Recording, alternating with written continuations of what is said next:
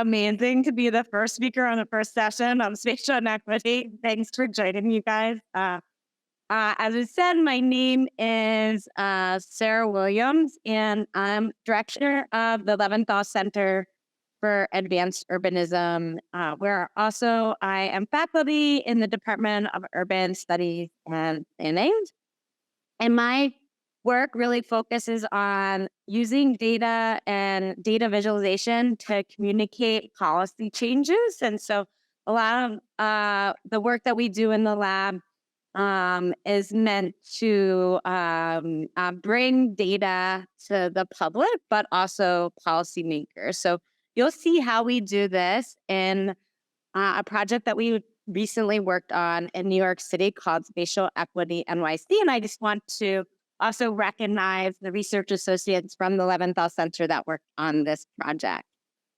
So Spatial Equity NYC, you guys can check it out on your phones. It's a mapping tool created through a partnership between the LCAU, which is the Leventhal Center, at MIT, and an organization called Transportation Alternatives, which is a nonprofit transit advocacy association in New York City. And the tool reveals inequities in the provision and quality of public space in New York City.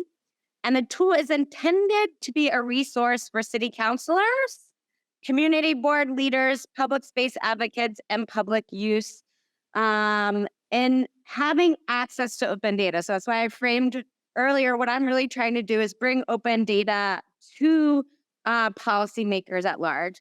It visualizes data on human mobility, urban health and environment, and correlated demographics in data to reveal inequities and how they are spatially distributed across the city. And the tool stands out from many similar tools in that the data is aggregated at the council district level. So rather than having data at the census tract level or data at the zip code level, we aggregate the data at the councilman level. So what we wanted to do, or our question was, how do we create an equity mapping tool that draws together multiple data metrics available through NYC's open data and visualizes them in an accessible and legible format? We saw three main problems that we wanted our tool to take on. So while data might be open, one might not be able to use it. So a lot of the data in New York City's open data portal is available to download. I'm like, is that feedback? No, it's just something in the hall. I'm like, is that my microphone?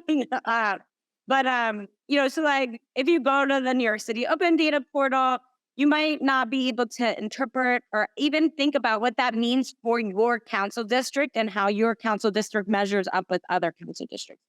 The other problem that we sought to address is how to bring these multiple open data layers together to create indicators of equity. And then open data is often not aggregated at the scale of these political boundaries. So those are the three problems we address. So if you look at New York City open data portal, it's great. There's a wealth of information, but the mapping tool doesn't really help us understand how we are doing relative, how one council district is doing relative to another. And when we started this project, I think like this zoomed. I wonder if I can move this over. I can. Perfect.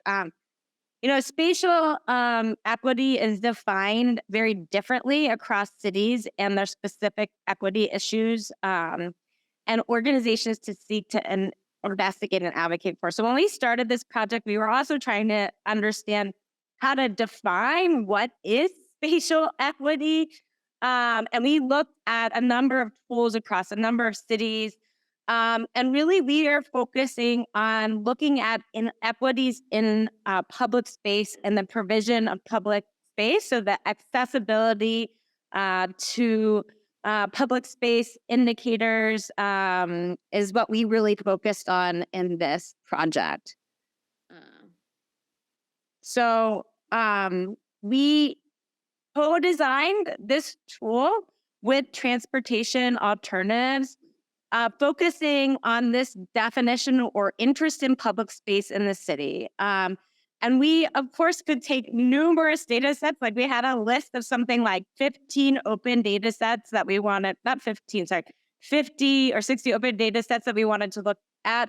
And in order to scale the tool in the first release, we had to really pare that down to 15 indicators that we wanted to look at for the beta release of version 1. So we focused on 3 main issues: health, environment, and mobility. So looking at asthma, noise pollution, traffic fatalities and injuries, surface temperatures, permeable surfaces, tree canopy, park access, and then mobility issues, bike parking lanes, and so forth. And this is obviously because we are working with transportation alternatives. Their interest was really thinking about how access to public space affects the environmental conditions, but obviously their interest is more on how mobility or access to mobility issues. And I think one thing I found when I did a survey of equity tools that have been developed, there are numerous ones. There's ones from the EPA and so forth. These ones that are hyper-specific help allow the targeted audience to make better policy decisions, which we'll see in a second. So spatial equity tools exist at the federal level, such as EJ Screen, but they do not aggregate data at local political boundaries. So here you can see the EPA's tool, which looks at things at census tract level.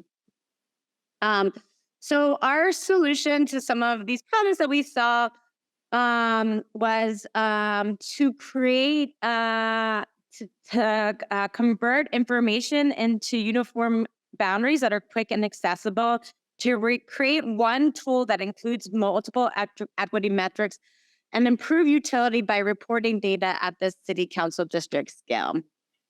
So let's take a look at Spatial Equity NYC. Sorry it took us so long to get here. But users can choose to explore spatial equity through citywide data across all of New York City, or through searching on a specific council district, neighborhood, or address. In developing the tool, we had 2 key users in mind: city councilors and community activists. And thus the tool was developed to cater to how they might seek information in the tool itself. So let's say we click on citywide data. Users have core categories of data metrics to investigate. For example, under the health tab, which we're looking at here, adult asthma rates can be displayed across the 5 boroughs of the cities, and users can toggle between a chart view and a map view. And in the chart view, the interactive histogram allows users to view the rankings of city council districts in comparison to others. And the solutions panel on the right introduces a series of potential solutions to tackle the specific equity issues. So here we're looking at where our council district 8 falls within asthma rates, and you can see it's at the top compared to the citywide average.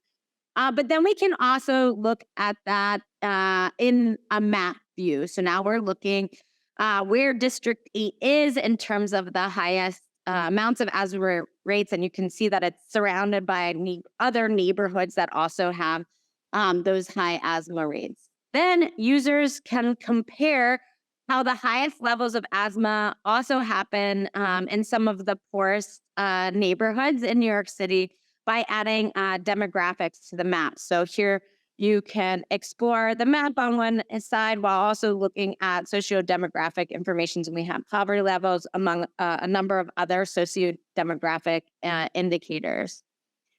So let's say you want to look at your own community and how it's doing in the various indicators. So you can pick your own districts. So here we're looking at City Council District 37.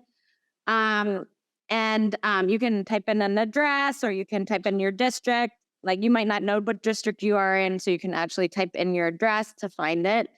And you notice at the bottom, it notes the 3 issues that are most problematic here: bus lanes, surface temperature, and traffic injuries. Once you click on a particular layer, so here we're looking at surface temperature, you can see how the surface temperature ranks. So City Council District 37 ranks 9th out of 51 council districts with the average temperature above 1.29 Fahrenheit above the rest of New York City. And then if you zoom in further into the district, you can see how the data ranges across the neighborhood. So you can see, even though we're aggregating the data within council districts, we then do split it across census tracts. So you can see that Cypress Hills is a little bit different from Bushwick or Ocean Park within that council district. You can then click this chart view. So here at the top, you see we're at the map view, and then you could click a chart view. And when you switch the community profile report card, you get a detailed breakdown of how that community performs across multiple metrics. And here we see District 37 is performing in the top 3 equity issue categories. So you can see where they are in bus lanes. So they have the least amount of bus lanes. You can see here in terms of surface temperature, and then traffic fatalities on the higher side. But I think what's important is that we wanted to also provide solutions. So not just saying, okay, these are where you're most problematic compared to other districts, but that these are ways that you can solve that issue in this particular area. Clicking on a particular issue, so let's say here we're clicking on bus lanes, you can actually look at where it falls across surface temperature, across the different areas, and make comparisons this way, so kind of see which district is doing better or worse. And so I think what's helpful is just to see how city councilmen have used it. So we released this tool in October. We've had over 10,000 users, unique users to the tool itself. And then what we did after we released the tool is have interviews with councilmen just to see how they're using it. So this interview with Christopher Marr from Council District 1, he's talked about how, David was interested in looking at mobility metrics. Council District 1 is in downtown Manhattan, and he knows traffic volume is an ongoing challenge, but he wanted to get a concrete understanding of how traffic congestion varied across his district and compared to the rest of Manhattan. By selecting the traffic volume, he used the histogram to show that at the borough level, Manhattan suffers the most from traffic congestions. And a small text description also describes how traffic volume is related to air pollution and bus speeds. And he saw that Council District 1 ranks as one of the worst council districts in terms of traffic congestion. So you can see that up here. Switching the map converts traffic volume with all of Manhattan is a challenge. But zooming in further, David saw that while Council District 1 is ranked one of the better cases for traffic volume in Manhattan, Chinatown actually suffers some of the highest cases of traffic congestion. So this gave David a clear picture of where to investigate the policies needed. David also related traffic volume to race and ethnicity, giving him a sense of which groups of people it would be valuable to include and consult with the community. So here you can see the demographics along with traffic volume.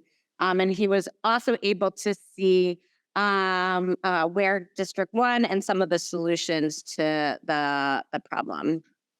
So Spatial Equity NYC was released in October. And since that, we held a kind of series of workshops with numerous councilmen. Here you can see some of the Zoom workshops online.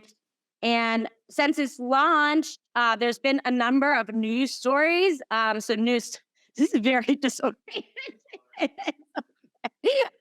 like trying to concentrate and then the scrimmage filling up. Welcome everyone. Hopefully you guys can ask questions, but Spatial Equity NYC launched in October. So one of the things that we wanted this tool to be used for is not just councilmen, but also thinking about journalists who might want to tell stories. And so a number of news stories have been used with spatial equity. Additional stories have used the tool itself. We have numerous tweets that highlighted councilman performance.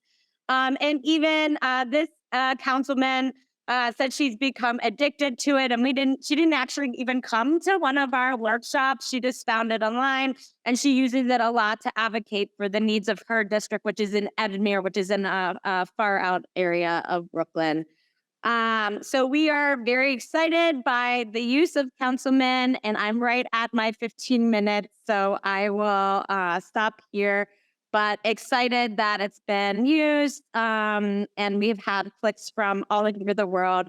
And one thing that we need to look into more closely is that a lot of the use has been coming from Manhattan, the Bronx, and parts of Brooklyn, but the farther out areas of Queens, we need to address and target them more. Thank you very much.